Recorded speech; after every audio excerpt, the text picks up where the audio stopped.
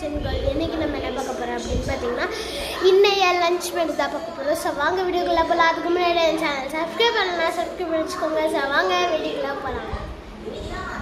So வந்து சாம்பார், அவரைக்காயும் முள்ளங்கியும் போட்டு சாம்பார், அப்புறம் சௌ கூட்டு, வாழைக்காய் பொரியல், பீட்ரூட் பொரியல்.